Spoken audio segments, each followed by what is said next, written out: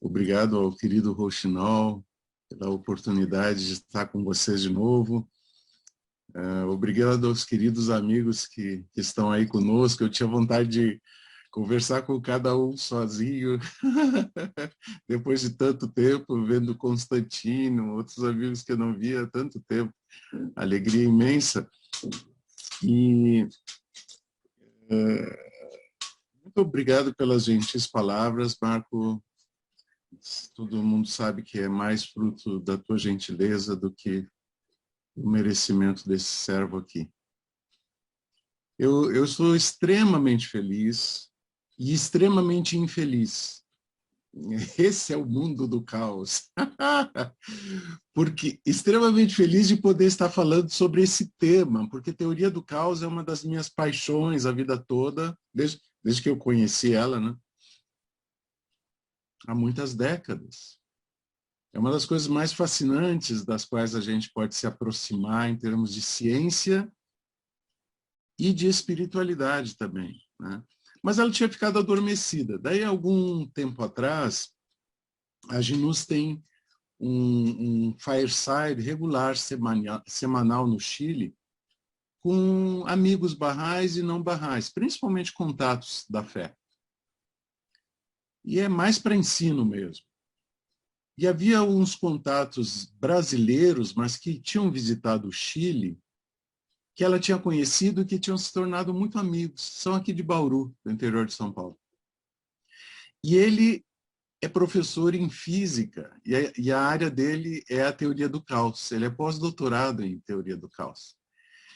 E daí a gente nos convidou ele para falar sobre ciência. Ele disse, posso falar sobre teoria do caos? Ela disse, pode sim. Ela não tinha nem ideia do que isso se tratava, a não ser o meu quarto aqui em casa. Então, ela disse, poderia o Luiz estar junto contigo? Ele já me conhecia de outras lives. Daí fizemos metade uma apresentação. Eu fiquei muito feliz com a oportunidade de poder tecer uma relação entre essas duas questões, o desenvolvimento espiritual, as dinâmicas espirituais e essa extraordinária teoria da matemática, como o Marco também colocou, com origem na matemática, mas que hoje se aplica numa infinitude de assuntos.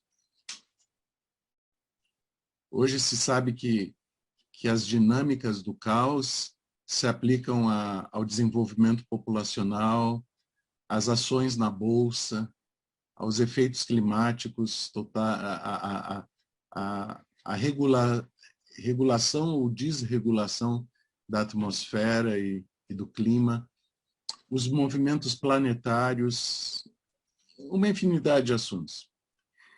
É uma teoria extremamente complexa, mas dá para trazer ela para uma percepção simples. É o que eu tentei fazer nesses slides que eu vou compartilhar com vocês e com alguns argumentos. Essa é a minha alegria.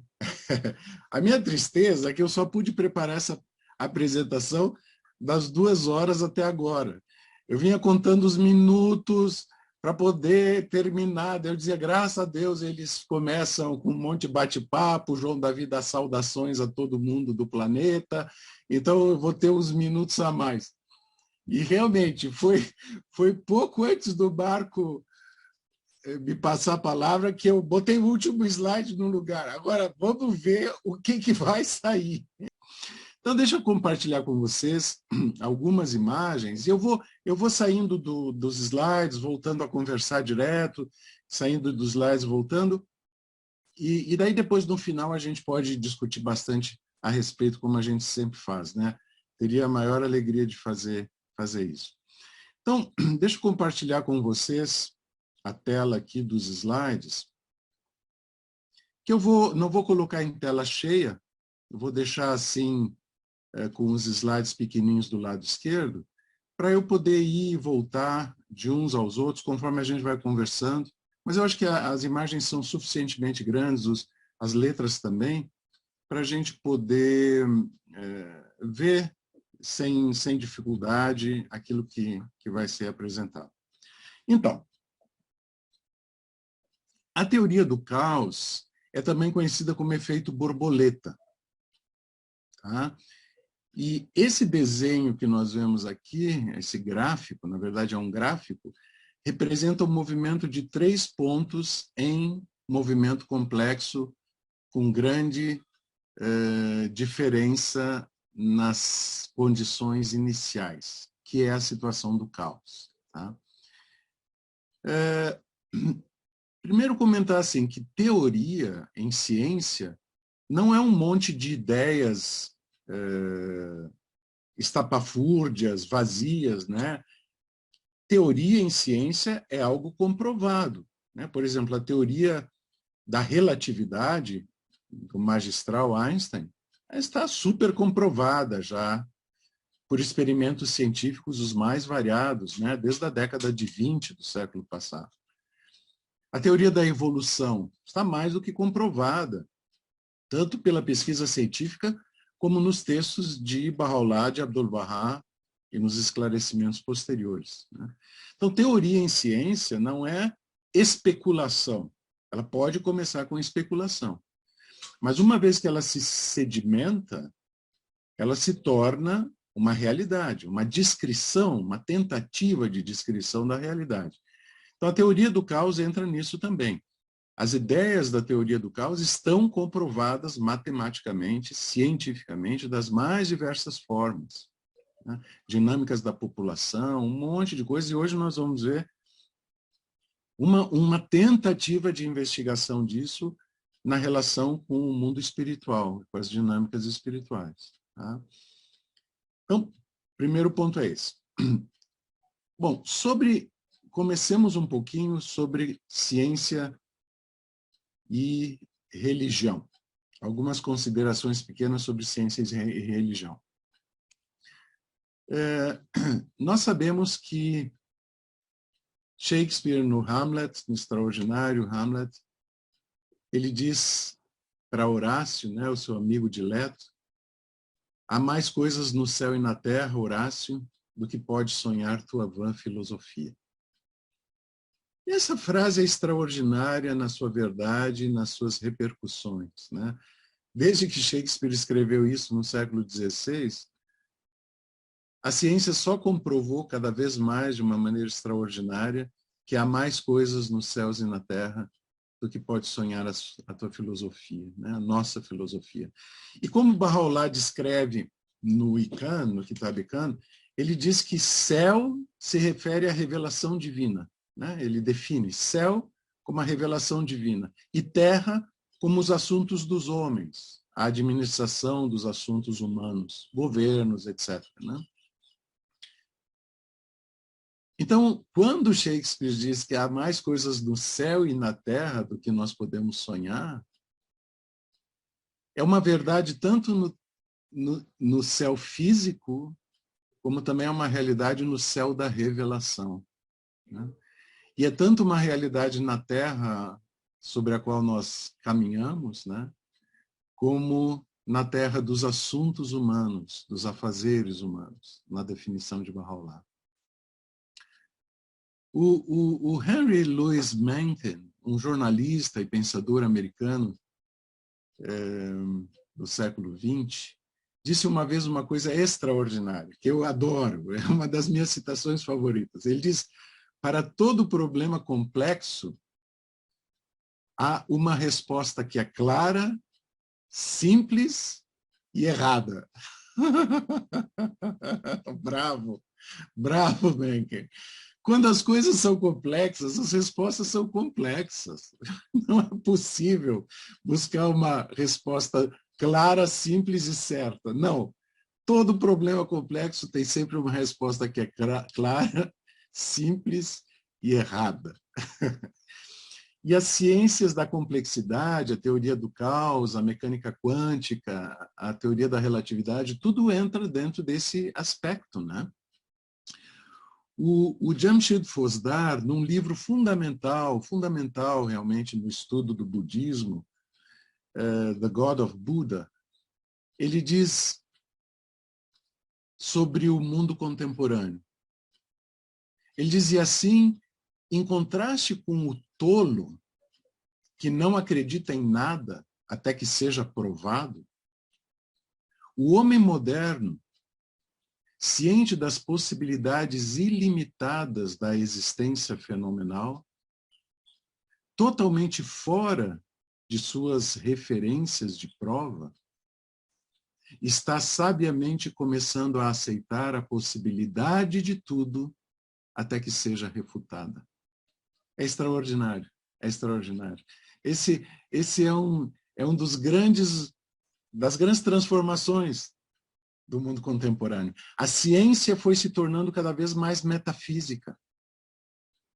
A teoria da relatividade, a mecânica quântica, a teoria do caos, as ciências da complexidade foram se tornando cada vez mais metafísicas. Elas se aproximaram do mundo espiritual de uma maneira extraordinária.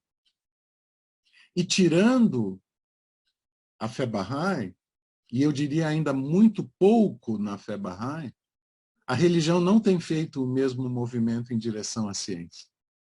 A ciência foi se aproximando do espiritual, mas o espiritual não foi se aproximando da ciência. É um dos grandes desafios que nós temos ainda, né?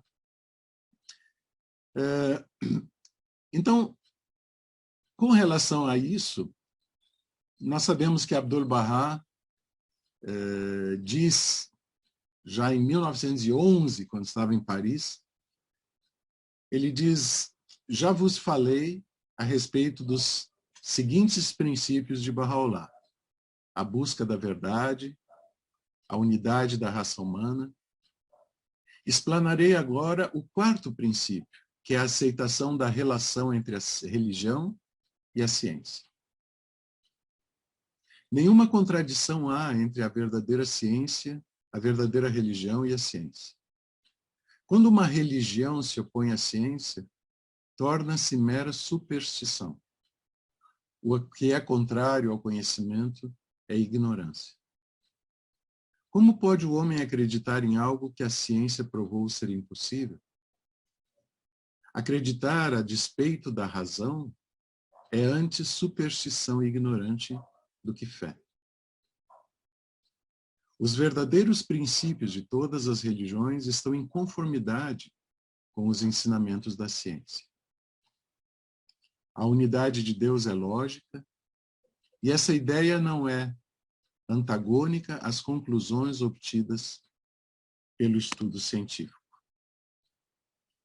Então, é extremamente claro, não é, que Abdu'l-Bahá afirma que a religião e a ciência têm essa mesma verdade, elas compartilham da investigação da realidade. E que o resto, quando a religião não está de acordo com a ciência, é superstição. Só que durante 2000 anos no Ocidente, os artistas cristãos pintaram cenas da Bíblia. Só que a Bíblia foi escrita para ser interpretada simbolicamente, metaforicamente, e não de maneira materialista. Só que as artes são materialistas. As artes são a representação que um artista faz das coisas que ele vê. A natureza de uma pessoa. Só que os textos sagrados são simbólicos. Então, quando os artistas tratam de representar os textos sagrados, eles materializam os simbolismos. Eles destroem as metáforas. Eles antagonizam as simbologias. Na verdade, eles transformam o que é espiritual em uma coisa puramente material. E destroem, na verdade, o significado mais profundo das Escrituras. Não é o momento aqui de tratar sobre isso, essa investigação é fascinante. Estou até finalizando um documento só sobre isso. O próprio Picasso, o grande Pablo Picasso, ele disse numa ocasião uma coisa muito importante sobre isso. Ele disse que todos nós sabemos que a arte é uma mentira. Todos nós sabemos que a arte é uma mentira. É uma mentira que trata de tentar nos fazer compreender a verdade. Pelo menos aquela verdade que nos é dado conhecer. E daí ele diz, todo artista precisa descobrir a melhor maneira de tentar convencer os outros da verdade das suas mentiras. E isso é muito verdadeiro. A arte, originalmente, a arte sagrada cristã, e como ela ainda é hoje em dia praticada no Oriente, no cristianismo ortodoxo, era uma arte hierática, uma arte simbólica. Ela não tinha intenção de parecer verdade. Os ícones, né, da Igreja Ortodoxa são absolutamente simbólicos. Eles não têm a intenção de ser reais. Mas quando o cristianismo ingressou no Renascimento e com a invenção da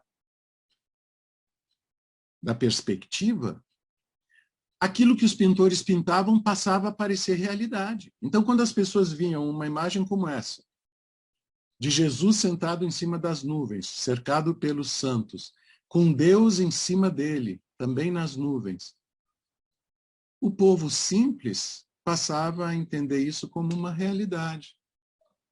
Fake news. Era fake news do Renascimento. E os textos que eram simbólicos passaram a ser interpretados de maneira materialista por causa da arte, né? Enfim, essa é uma investigação muito interessante de fazer, mas não é o caso agora, só para mostrar quando Abdu'l-Bahá diz que... Deixa eu ver, será que eu não botei o texto de Abdu'l-Bahá? Botei sim, está aqui, só estava fora de lugar. Abdu'l-Bahá diz, olhai ao vosso redor e vede como o mundo de hoje está afogado em superstição e formas exteriores. Em que superstições? As pessoas acreditam que o céu, que as escrituras falam, é o céu físico. E daí, por causa das pinturas, desceu do céu, está no céu, subiu ao céu, tudo é céu físico, né? Mas isso, como Abdu'l-Bahá diz, é um mundo afogado em superstições e formas exteriores. Considerai o que distingue o homem entre as criaturas e faz dele um ser à parte. Não é o seu poder de raciocínio, sua inteligência? Não fará ele uso destes no seu estudo da religião? Eu vos digo, pesai cuidadosamente na balança da razão e da ciência tudo o que vos seja apresentado como religião. Se passar no teste, então aceitai-o, pois é verdade. Se todavia não passar, então rejeitai-o, pois é ignorância. Impressionante. Essas palavras são de 1911. A religião é o teste, ou tem que ser testada pela ciência. A ciência é o papel tornassol. Lembram do papel tornassol, que indica se uma substância é ácida ou básica? A ciência é a peneira na qual a gente peneira a religião. Se passa, é religião. Se não passa, é superstição. Abdu'l-Bahá, em 1911. Einstein, e agora eu estou me dando conta que eu não botei essa citação, depois eu boto quando mandar o PDF para vocês. Einstein diz que a religião sem a ciência é manca. E a ciência sem a religião é cega. Ou ao contrário, a religião sem a ciência é cega e a ciência sem a religião é manca. Os dois são aleijados. Um sem o outro, os dois são aleijados.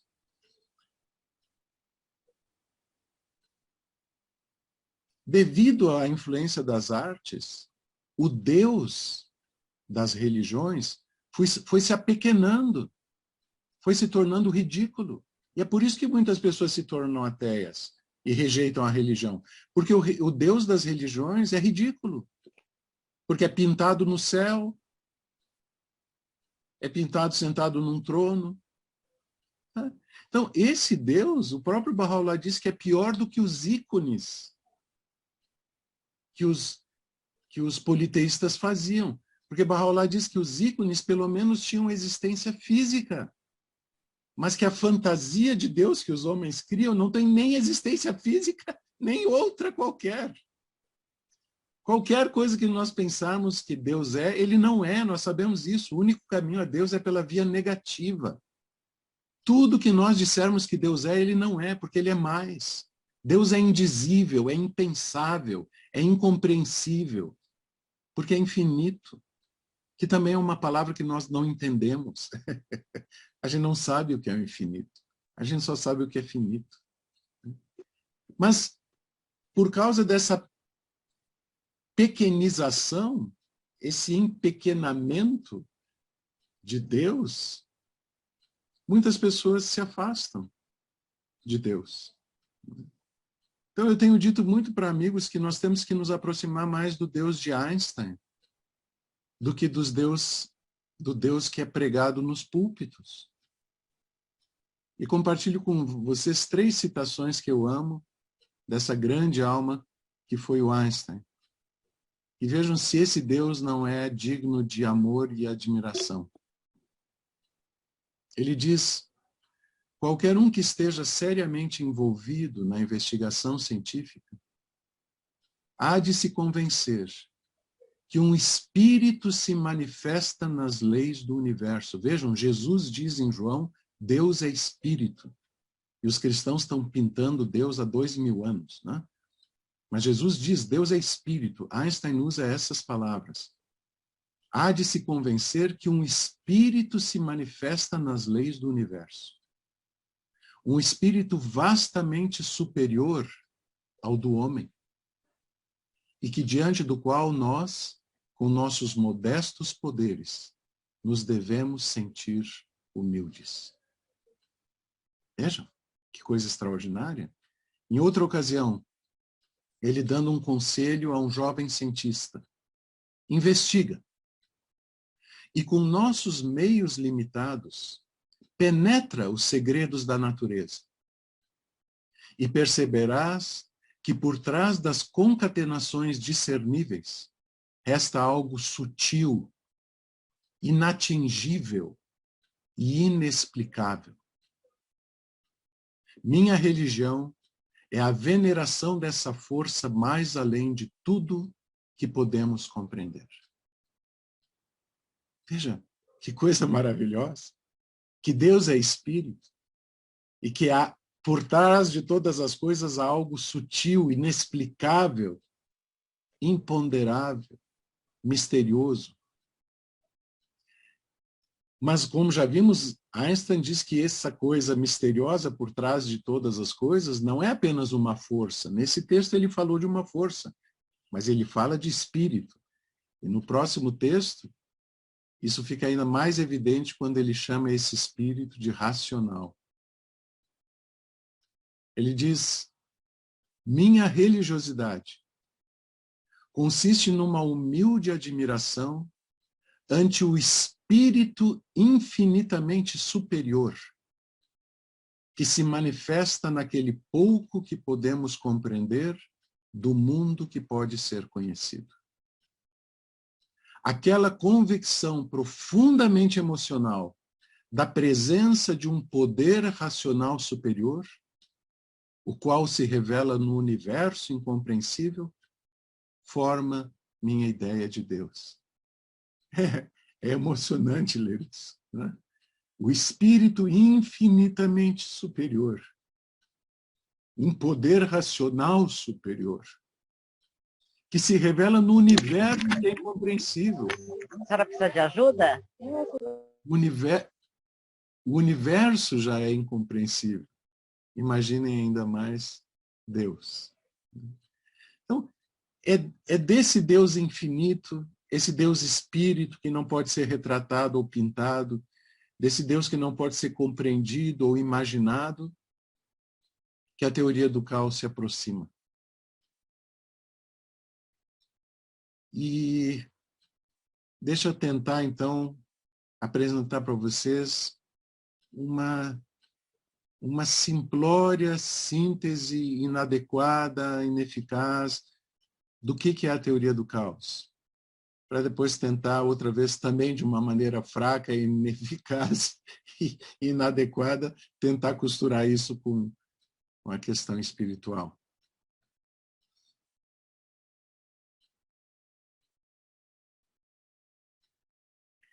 A teoria do caos também é chamada efeito borboleta. Isso porque numa ocasião, nos anos 50 do século passado, numa conferência científica na vida nos Estados Unidos, em Los Angeles, o palestrante ia falar sobre a teoria do caos, mas não tinham dado um título para a palestra. E daí o organizador do evento tinha que divulgar a palestra, e como ele sabia mais ou menos do que se tratava, e já tinha conversado com a pessoa que ia falar, ele colocou o título da palestra como o bater de asas de uma borboleta no Brasil pode provocar um furacão no Texas. Daí surgiu, muita gente pensa, o título da teoria do caos como efeito borboleta, mas na verdade a razão é outra, depois eu vou mostrar para vocês. Mas a frase é uma frase muito importante, é uma frase, claro, metafórica, porque se o bater de asas de uma borboleta no Brasil provocasse sempre um furacão no Texas, o Texas estava arrasado já há muito tempo, o resto do mundo também. Mas o que a frase indica é que de um efeito inicial absolutamente simples, absolutamente desprezível, efeitos imensos acontecem no decorrer do tempo. É isso que a frase diz.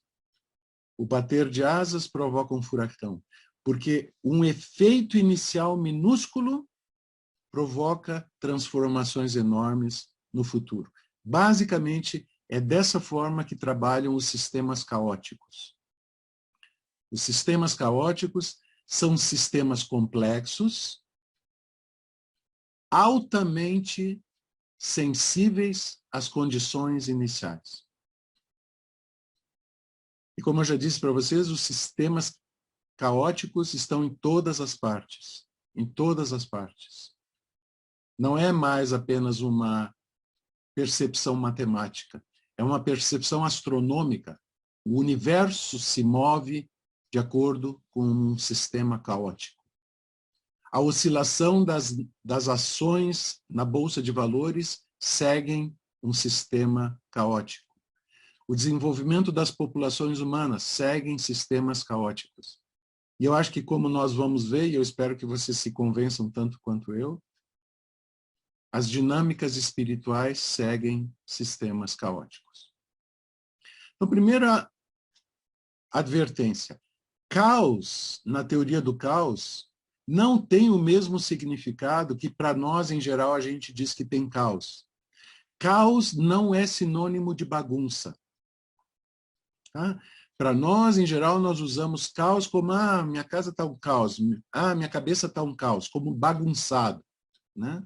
Barulhado, como um amigo inventou o neologismo, que eu achei ótimo. Hoje eu estou barulhado. Não é isso. Caos é determinista. O caos tem ordem, mas tem uma ordem extremamente complexa e sensível às condições iniciais. Vamos adiante. Acho que aos poucos as coisas vão ficando, se Deus quiser, mais claras. Tá? Vejam, aqui está o querido, grande Edward Lorenz, um dos grandes cientistas do século XX, e o fundador da teoria do caos. As ideias a respeito de sistemas complexos e outros vêm já desde o século XVII, XVIII, sabe? A gente vê sementes desse pensamento já em Pascal, a gente vê sementes desse pensamento em outros, em Newton mesmo. Tá? Mas Lorenz é quem configura, nos anos 60 do século XX, a teoria do caos. Quando pedem para ele resumir o que é a teoria do caos, ele formula essa definição elegantíssima, breve, do que é. Ele diz, é quando o presente determina o futuro.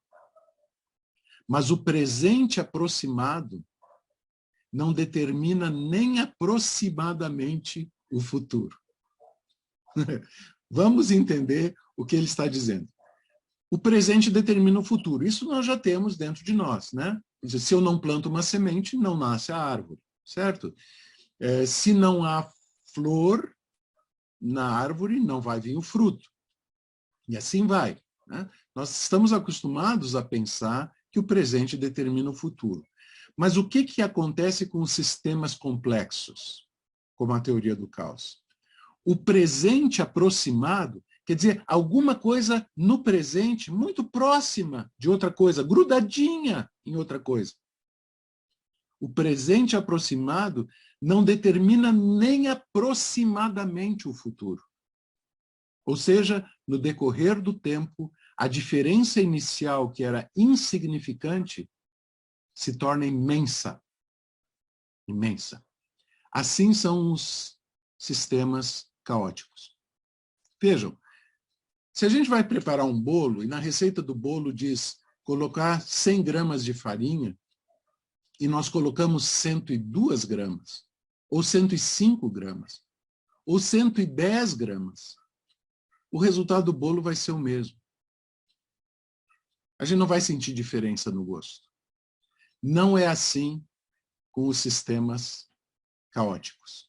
Porque num sistema caótico, se no presente, em vez de botar 100 gramas, eu boto 110 gramas, que é um presente aproximado, nem de perto o bolo no fim vai ser igual ao que seria com 100 gramas. Tá bom? Então, os sistemas caóticos são extremamente dependentes e sensíveis às condições iniciais. A dependência sensível a condições iniciais é o que é a característica dos sistemas caóticos. O caos é absolutamente determinista, não é aleatório. Então, caos não é bagunça. Tá? Aleatoriedade é quando não dá para prever as coisas. O caos dá para prever, mas não além de uma determinada distância no tempo. Porque os efeitos depois são extraordinariamente distintos. Então, o caos é determinista, mas nós temos que falar de determinismo caótico, porque a sensibilidade às condições iniciais é imensa. Então, não estamos falando de bagunça nem de caos. Como é que foi que o Lawrence percebeu isso? Ele estava rodando no computador 12 itens. Bom, primeiro, as pesquisas do Lawrence eram para fazer previsões climáticas. Ele queria criar um modelo matemático para poder prever melhor o tempo. Hoje em dia nós podemos prever com 7 dias, com alguma razoável proximidade, embora, na verdade, a previsão do tempo seja sempre um compósito de mais de 15 possibilidades distintas. Tá? Porque justamente o clima é extremamente sensível às condições iniciais, mas então não se sabia isso. E o Lawrence estava tentando descobrir uma maneira matemática de fazer melhor previsão do clima. Né? Bom, ele estava rodando no computador 12 diferentes itens para ver ao longo do tempo o que aconteceria. Em um determinado momento, ele foi tomar café. E quando ele voltou para tomar café, para acelerar o processo de computação, ele reduziu o número de decimais depois da vírgula. O computador estava trabalhando como ali em cima, estão vendo? Com 6 dígitos depois da vírgula. O ponto em inglês é uma vírgula em português, certo? Então, o valor ali em 50 era 1,6777274. Tá? Bom, o que o Lawrence fez foi tirar esses números em vermelho para poder fazer mais rápido o cômputo. Só que quando ele viu o resultado, vejam ali embaixo, lá em cima, o cômputo com o computador com 6 dígitos. Lá embaixo, o resultado sem os 6 dígitos, só com os 3 que ele tinha colocado. Vejam, o resultado em 25, em vez de ser 0,21937, ele tinha deixado só como 0,211. Quer dizer, em vez de ser 0,211,937, era 0,211. Só que quando chegava nos 50, o cálculo do computador com os 6 dígitos estava em 1.600.000 ou 1,677.274. O cálculo só com os 3 dígitos, 50 itens depois, dava menos 7,183. Um resultado absolutamente distinto. Apenas com 3 dígitos de diferença no cálculo. Foi daí que ele descobriu a teoria do caos. Foi daí que ele começou a perceber que, dependendo de pequeníssimas alterações nas condições iniciais, o prognóstico do clima pode ser absolutamente distinto. Como aqui. O resultado em 50, com 3 dígitos, era do lado esquerdo. O resultado com 50, com 6 dígitos, era do lado direito. Absolutamente diferente. Porque o clima é composto por inúmeros fatores, né? O Lawrence fez o cálculo com 12 fatores, mas o clima tem inúmeros fatores, pressão atmosfera, vento, temperatura, umidade, etc, etc, etc, etc. Bom, com isso, então, ele percebeu que existem sistemas complexos, caóticos, que são extremamente sensíveis à condição inicial. Deixa eu mostrar isso para vocês de uma maneira mais visual. Se nós temos um pêndulo, tá, nós podemos fazer um gráfico do pêndulo daquilo que é chamado de espaço fásico, ou espaço de fase. Um espaço de fase é um gráfico da velocidade e da amplitude do grau do pêndulo em cada momento. Então, vocês veem ali embaixo, nós temos no ponto amarelo, na linha X, linha Y, a linha Y é a vermelha, está a velocidade do pêndulo. E na linha X, a azul, está o seu ângulo, como é que ele aparece naquele momento.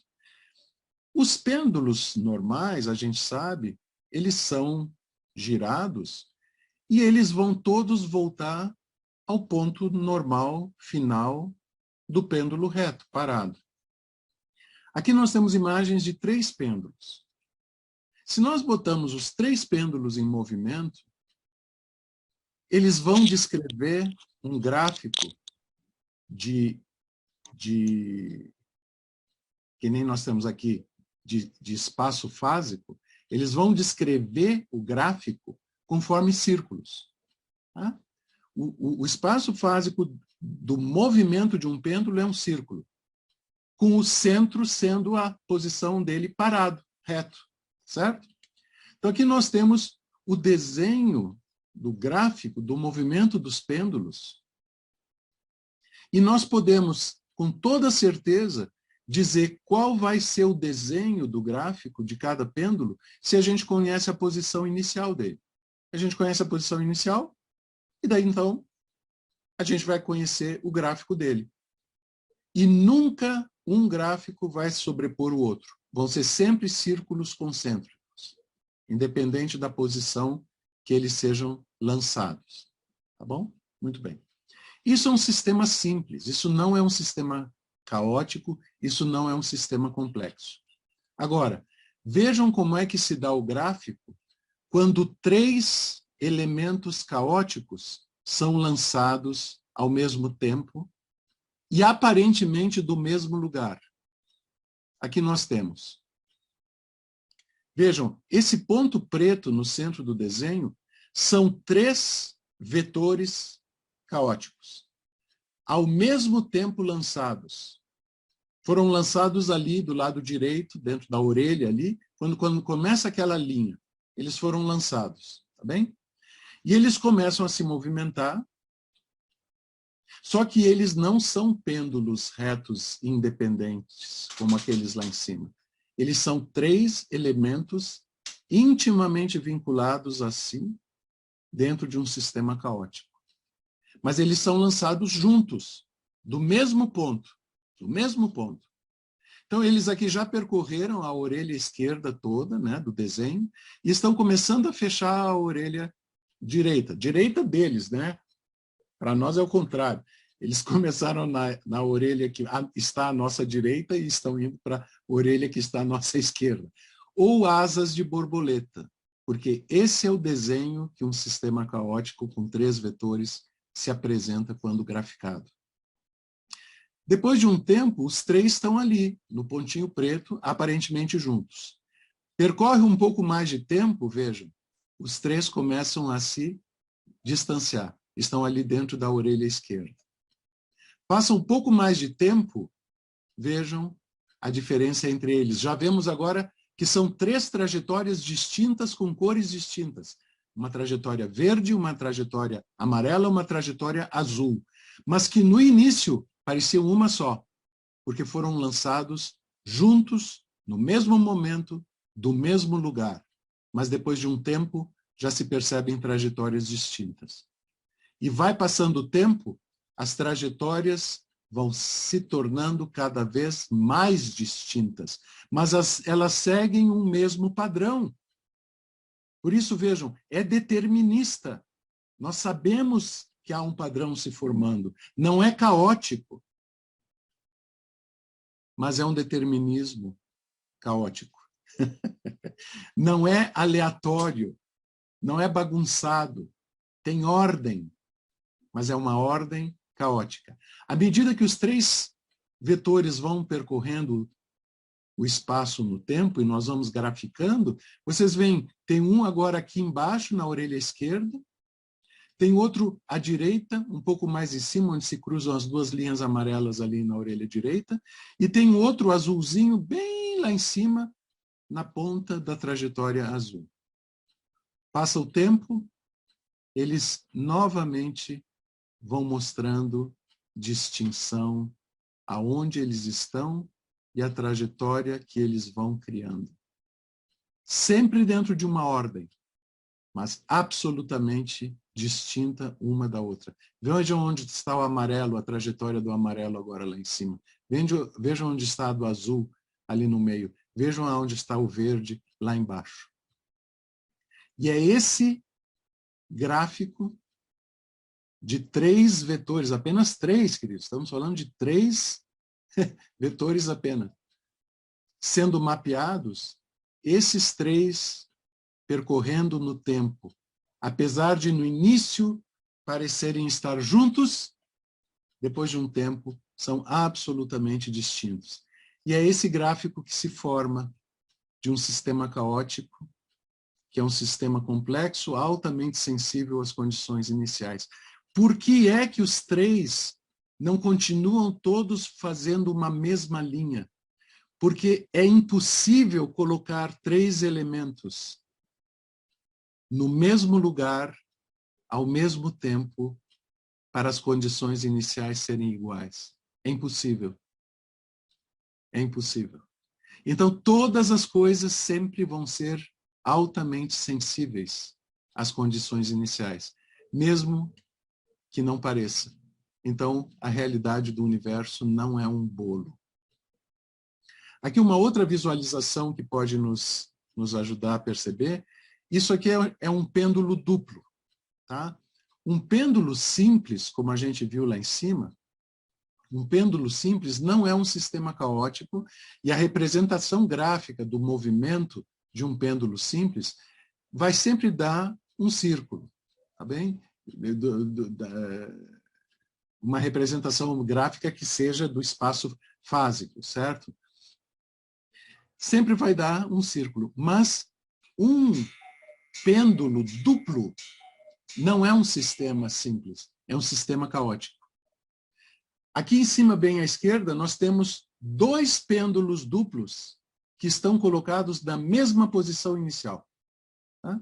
Aqui a gente só enxerga um, é porque o outro está idêntico atrás dele. Tá bem? Depois de lançar, de soltar o pêndulo duplo, a gente tem o primeiro movimento, que é a parte rosa do pêndulo se movendo para a esquerda. E a gente vê que os dois aparecem de novo juntos. No terceira imagem à esquerda, embaixo, nós vemos que o movimento do pêndulo começou a ser graficado, a ser desenhado. O movimento da ponta do pêndulo, a bola amarela, começou a ser desenhada. E, novamente, aparece uma linha só. Passa um pouco mais de tempo e a gente começa já a ver que, além de uma linha verde, surge uma linha amarela. Porque o segundo pêndulo começa a mostrar a sua diferença na trajetória, por causa de uma infinitesimal diferença na condição inicial. À medida que o tempo vai indo, vejam como vai se distanciando a trajetória de um pêndulo e de outro. Nós temos em cima a esquerda, depois a direita em cima, a esquerda embaixo, a esquerda, a direita embaixo. Os dois pêndulos percorrem trajetórias semelhantes. Existe determinismo, mas é caótico, porque os dois não coincidem entre si devido às condições iniciais serem absolutamente semelhantes, mas absolutamente distintas. Percebem? Percebem, então, agora a extraordinária frase do Lawrence, quando o presente determina o futuro. Nós vimos o pêndulo duplo no seu início. Então, a gente pode determinar o futuro desse movimento. Mas o presente aproximado do segundo pêndulo não determina nem aproximadamente o futuro do segundo pêndulo. E esse futuro do segundo pêndulo é absolutamente distinto do pêndulo primeiro, o verde. O pêndulo amarelo, a trajetória amarela, é absolutamente distinta da trajetória do verde, embora a condição inicial fosse aparentemente idêntica. O universo funciona dessa maneira. Pequenas condições iniciais alteram profundamente o resultado final das coisas. E a gente pode entender que hoje em dia se fala não mais do universo, mas de multiverso, né? O universo teria um fim, e no fim desse universo haveria um espaço interuniversal, como existem espaços intergalácticos, né? E espaços interplanetários. O universo teria um fim, e haveria um espaço interuniversitário, ou interuniversal, e aí começaria outro universo, ao infinito, ao infinito. Portanto, sistemas caóticos não são bolo, mas são gostosos. Eu estou ficando caótico. Não, mas João, fora a brincadeira, está muito confuso ou está dando para entender a lógica? Tá, porque se não entendermos a lógica, o resto que eu tiver para dizer vai ser abobrinha total. Né? Já é abobrinha, mas vai ser abobrinha total. Então, a lógica está clara, certo? Condições iniciais um pouco distintas provocam resultados finais absolutamente distintos, nem semelhantes entre si. Tá? Quando a gente investiga a realidade espiritual, nós percebemos que é exatamente isso. Uma pequena distinção inicial nos fenômenos humanos e espirituais provoca uma diferença imensa depois. Se Napoleão III tivesse aceito a mensagem de Bahá'u'lláh e não feito a guerra franco-prussiana, na qual ele foi derrotado, se o Kaiser Guilherme II, era Napoleão III e Kaiser Guilherme Segundo, se ele não tivesse entrado na guerra, declarado guerra para a Alemanha, para tentar fazer a unificação dos estados alemães, declarado guerra contra a França, para tentar fazer a unificação dos estados alemães, se a Rainha Vitória tivesse aceito a mensagem de Bahá'u'lláh, se algum outro rei tivesse aceito a mensagem de Bahá'u'lláh, a realidade do mundo seria outra. Nós não teríamos tido a Primeira Guerra Mundial, nem a Segunda Guerra Mundial, nem o mundo estaria agora às margens de um colapso climático e social. Porque as condições iniciais seriam distintas. O que hoje nós vemos no mundo é resultado da rejeição sistemática, não apenas das cabeças coroadas, mas das massas humanas também, às quais a mensagem de Bahá'u'lláh chegou e não foi atendida.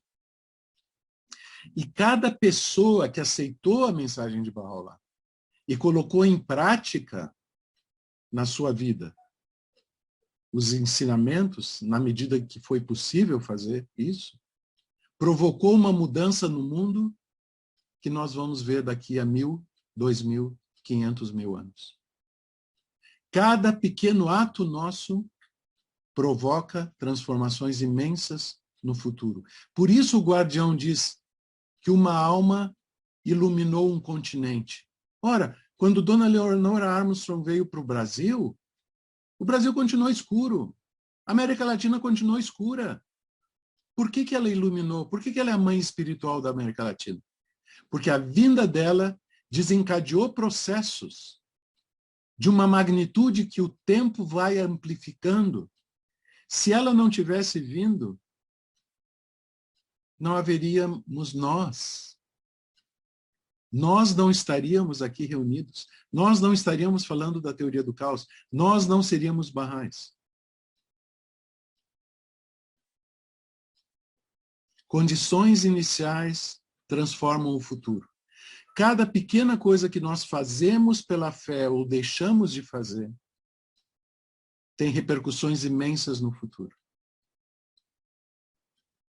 Por isso o Guardião diz que os Baha'is são também responsáveis pelo caos mundial. Ele diz corresponsáveis. Porque cada meta que nós deixamos de atingir, cada esforço que nós deixamos de colocar em prática do que a Casa de Justiça nos tem pedido, e do que o Guardião pedia, e do que Abdu'l-Bahá pedia, cada coisa não cumprida traz uma tragédia a mais para o mundo. Cada pequena coisa, feita ou não feita, tem repercussões imensas. E eu esqueci de botar, porque me ocorreu agora, uma poesia maravilhosa de eu ia dizer Fernando Pessoa, que é uma das grandes minhas paixões, e porque o Marco está aqui na minha frente, mas não, essa é de Mário Quintana, o grande Mário Quintana, o injustiçado Mário Quintana, por nunca ter ido para a Academia Brasileira de Letras, que elegeu cirurgiões plásticos para os seus membros imortais e deixou Mário Quintana de fora. Não importa, ele está no coração e na mente de muita gente. O Mário Quintana tem uma poesia simples, 2 linhas, 2 versos, muito, muito bonita. E de muito humor, como era característico dele. Ele diz: nos acontecimentos, sim, é que há destino. Nos acontecimentos, sim, é que há destino. Nos homens, não. Sopro de um segundo.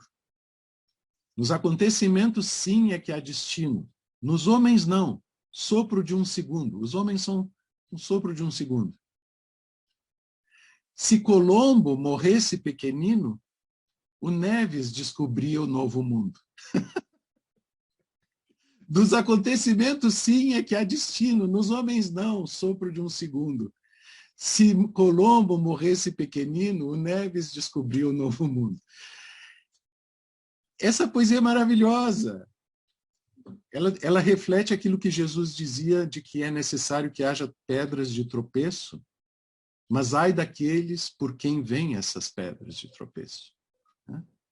Então, é necessário que haja acontecimentos ruins, mas ai daqueles que, pelo livre-arbítrio, provocam esses acontecimentos ruins. Então, essa poesia do Quintana nos abre os olhos para isso, que nosso livre-arbítrio nos dá a bênção de, através de pequenos atos nossos, sermos Colombo e não deixarmos para o Neves descobrir o novo mundo. Nós podemos fazer a diferença para o mundo ser mais feliz ou não no futuro, e não deixar nas mãos de outros.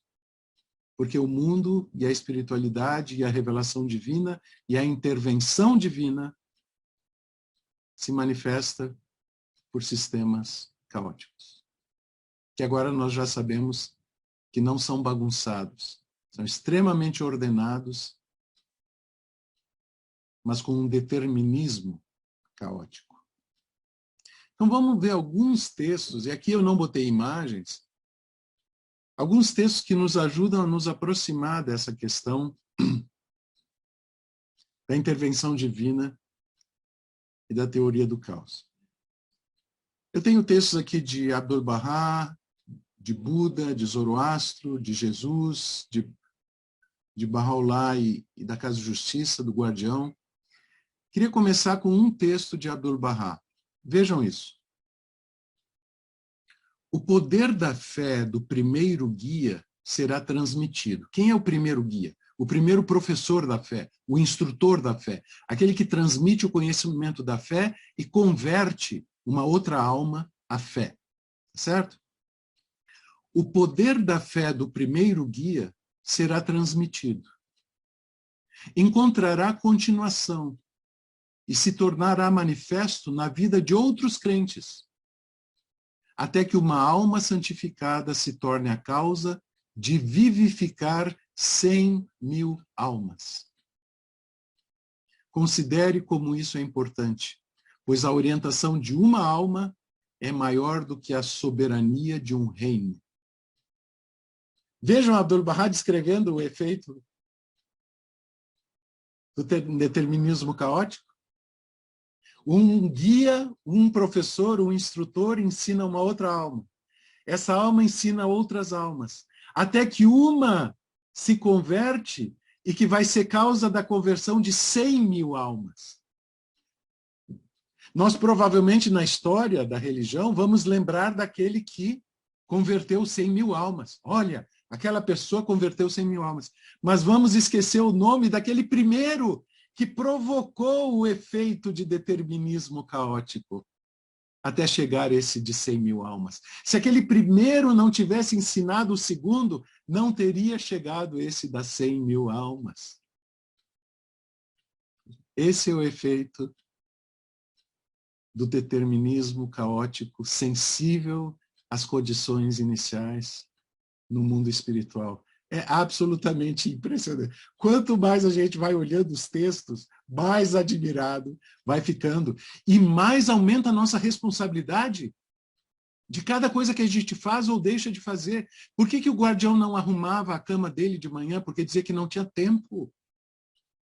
Por que a Casa de Justiça nos diz que o tempo urge? Porque daqui a pouco não vai dar para fazer mais nada. Por que o guardião, Abdu'l-Bahá, exortava os Bahás o tempo todo à urgência? Abdu'l-Bahá dizia, não é tempo de dormir. Não durmam por prazer, durmam só para recuperar forças. Porque cada coisa feita ou não feita determina imensamente o futuro. Vejam como nós podemos ver isso em outros textos. Esse de Abdu'l-Bahá, para mim, assim, é absolutamente fundamental e necessário. O poder da fé do primeiro guia será transmitido, encontrará continuação e se tornará manifesto na vida de outros crentes, até que uma alma santificada se torne causa de vivificar 100.000 almas. Buda, nos seus ensinamentos, e isso aqui não vem do Edward Lawrence, é que eu estava copiando as citações, ficou ele aí. Buda fala da causalidade, né? Não da casualidade, da causalidade, do efeito das causas. E dentro dos ensinamentos budistas, uma causa significa uma causa primária e uma causa secundária que se combinam para produzir um efeito e recompensa. Isso é chamado de karma. Nesse mundo não há nada imutável ou fixo na forma. Todas as coisas têm uma causa direta, que é a causa primária.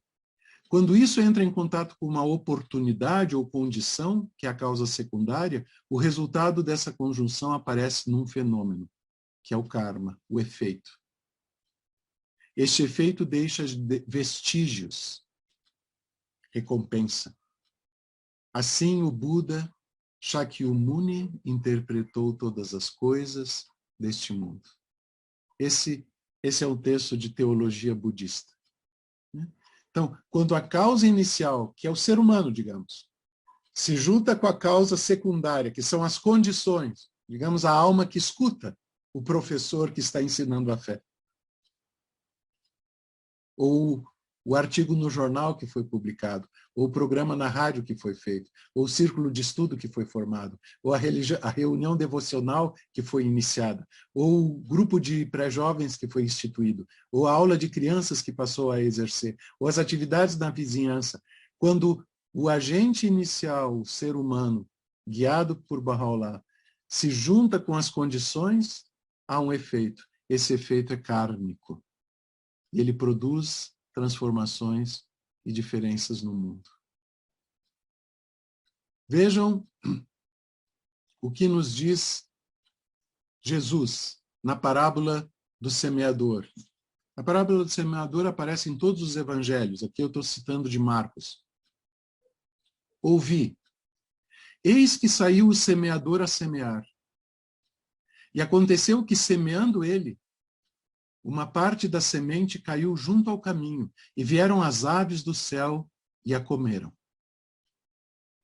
E outra parte caiu sobre os pedregais, onde não havia muita terra, e nasceu logo, porque não tinha terra profunda. Mas saindo o sol queimou-se, e porque não tinha raiz, secou-se. E outra caiu entre espinhos, e crescendo os espinhos a sufocaram, e não deu fruto. E outra caiu em boa terra e deu fruto, que vingou e cresceu. E um produziu 30, outro 60 e outro 100. E disse-lhes aos apóstolos: quem tem ouvidos para ouvir, que ouça. Veja, os próprios apóstolos não entendem a parábola e pedem para Jesus explicar isso. E ele diz que o semeador é aquele que difunde a palavra de Deus. Ele diz que as condições distintas são daquela alma rasa que não deixa a palavra de Deus crescer em si, são dos inimigos que atacam e daí a fé daquela pessoa é afogada. Mas quando a fé cai numa alma fértil, ela produz frutos até 100 vezes. De novo, era só sementes, mas a pequena diferença nas condições iniciais provocou uma diferença entre uma planta morta e uma colheita abundante. É incrível. É absolutamente extraordinário. Vejam no Bab. O Bab fala que todas as coisas surgem a partir de 7 estágios: vontade, determinação, destino, decreto, permissão, tempo ou prazo e o livro. Isso, na língua original, é Mashiach, Iradeh, Qadar, Qadá, Edn, Ajl e Kitab. Como isso pode ser entendido simplesmente? Vontade. Eu quero ter uma mesa. Eu quero uma mesa. Mas a vontade não produz nada. Ela tem que se transformar em determinação. Eu quero uma mesa, então eu vou procurar um marceneiro. Agora não é só mais uma vontade, é uma determinação. Procurei um marceneiro. Daí o destino vem. Eu encomendo a mesa, converso com o marceneiro, digo, olha, eu quero tal madeira, tal tamanho. Ele diz que vai custar tanto. Eu encomendo a mesa. Daí vem o decreto. O marceneiro corta as madeiras e começa a preparar a mesa. Daí o telefone, digo, olha, mudei de ideia, acho que vou comprar uma mesa pronta. Ele diz, olha, desculpa, mas eu já cortei as madeiras. Já está tudo pronto para a sua mesa. Só falta colar. O decreto já foi dado. O Bob diz que quando chega no nível do decreto, já não há mais volta. Já não se pode mudar mais nada. Mas mesmo depois de decretado, tem que haver permissão de Deus. Porque o marceneiro pode ter um infarto, pode pegar fogo na oficina dele e a minha mesa nunca ser feita. Mas se há permissão, então vem o tempo, ajal, o tempo e o prazo para a mesa ficar pronta e me ser entregue. Quando eu recebo a mesa, ela está inscrita no livro do destino, no Kitab. Ela está feita. Esses 7 estágios acontecem em todas as coisas na nossa vida. Nós temos que sair da vontade para passar por todos eles até ter um destino. Mas vocês vejam de novo a questão da teoria do caos. Se a vontade inicial é um pouco diferente da vontade inicial, o efeito final vai ser totalmente diferente. Se a minha vontade inicial não é de uma mesa, mas de uma cadeira, o resultado vai ser outro. Se a minha vontade inicial é de uma mesa de 3 metros de comprimento ou de 2 metros de comprimento, o resultado vai ser totalmente outro. Apesar das condições iniciais serem semelhantes. Eu estou me estendendo demais, eu quero terminar agora. Eu vou só mostrar, não vou mostrar todas as citações que eu recolhi, mas só mais umas 2 ou 3 para não cansá-los demais. Vejam o que Bahá'u'lláh diz. Se alguém recluso em seus aposentos recitar os versículos revelados por Deus, os anjos disseminadores do Todo-Poderoso difundirão por toda parte a fragrância das palavras emanadas de seus lábios, o que fará vibrar o coração de todo homem justo. Embora esse efeito lhe permaneça a princípio despercebido, cedo ou tarde, no entanto, a virtude da graça a ele concedida deverá exercer influência sobre sua alma. Assim, os mistérios da revelação de Deus foram decretados segundo a vontade daquele que é a fonte do poder e sabedoria. Há tantos textos da fé que dizem que as almas celestiais, o exército celestial, os habitantes do reino da luz, atuam quando nós atuamos. Lembram que o guardião diz que eles estão entre o céu e a terra, prontos para vir em nosso auxílio. E basta nós nos levantarmos para servir a fé, e eles todos vêm para auxiliar. Mas se nós não nos levantamos, não é Colombo que descobre a América, é o Neves. Nós perdemos a oportunidade. E vejam que esse efeito complexo da teoria do caos não se dá apenas nas coisas desse mundo. O mundo espiritual atua também. Então, quando Bahá'u'lláh diz que se alguém recluso em seus aposentos recitar os versículos revelados por Deus, ele diz que existem anjos especializados no céu, que ele chama de anjos disseminadores. Tem uma tradução em português que diz, e os anjos difundindo-se espalharão essas palavras. Não é o que diz no original. Não é os anjos difundindo-se. São anjos disseminadores. Em inglês, scattering angels. Existe um batalhão especializado nisso. E eles fazem o quê? Disseminam a fragrância emanada dos lábios de quem pronuncia os versículos sagrados. Então, se eu não recitei os versículos sagrados, eles não vão ser disseminados. E, de novo, como lá no pêndulo, os 2 pêndulos duplos iniciais, o resultado vai ser absolutamente diferente. Porque eu não dei aos anjos a matéria-prima que eles precisavam para fazer vibrar o coração de todo homem justo. Está vendo? O quanto são as ondas infinitas de trás da nossa ação ou não ação, do nosso acerto ou erro, da nossa obediência ou desobediência. É absolutamente infinito. Recitar 95 vezes Allahu Akbar todos os dias. Cada um desses 95, os anjos disseminam pelo mundo. E se nós não dizemos, eles não têm mão, não têm matéria-prima. Bahá'u'lláh, o próprio movimento de lugar em lugar, quando empreendido por amor a Deus, tem sempre exercido e pode agora exercer sua influência no mundo.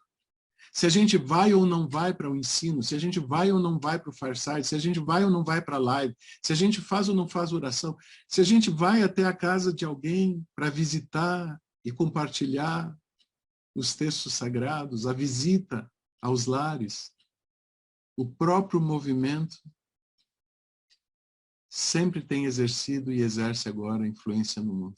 Uma influência que inicialmente é insignificante e depois é imensa.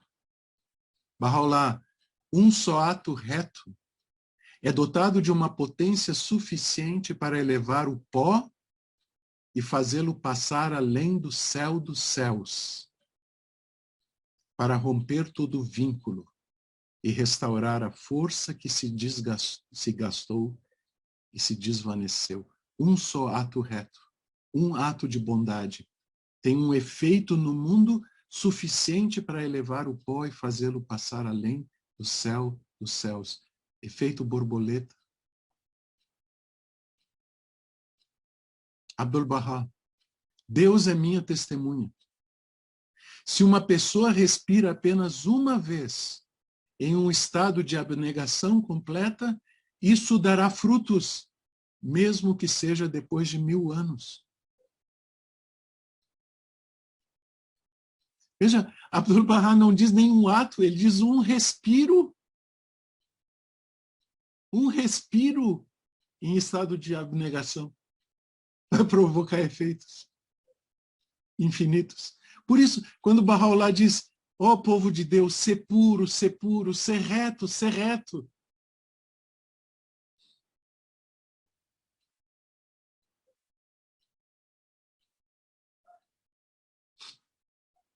Quando Abdu'l-Bahá colocou a pedra fundamental no templo em Wilmette, em 1912, ele disse, o templo está construído. Ia levar 50 anos para ser construído. Mas o ato de colocar a pedra desencadeou os efeitos complexos de um determinismo caótico. E Abdu'l-Bahá já via o fim disso. O templo já estava construído. Tem outros textos tantos que depois vocês podem ver quando receberem o PDF.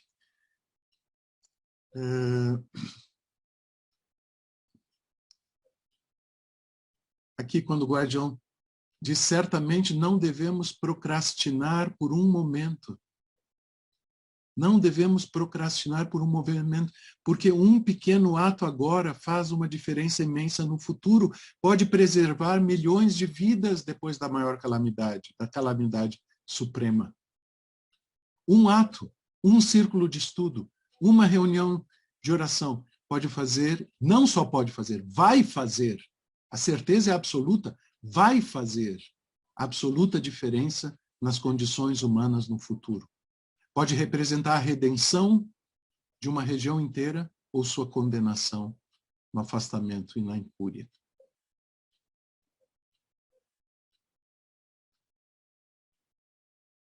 Aqui eu tinha colocado as duas profecias de Bahá'u'lláh, uma para Napoleão III e outra para o Kaiser Guilherme.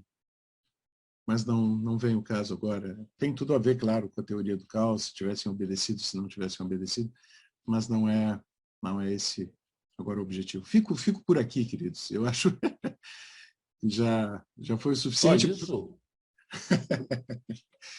Querido, eu acho que é o suficiente para dar um start, né? Para a gente ver que tema fascinante e para nós sermos absolutamente gratos a Bahá'u'lláh por a gente poder juntar o mundo espiritual e o mundo físico dessa maneira tão extraordinária. É claro que os cientistas que investigam a teoria do caos não entendem o mundo espiritual.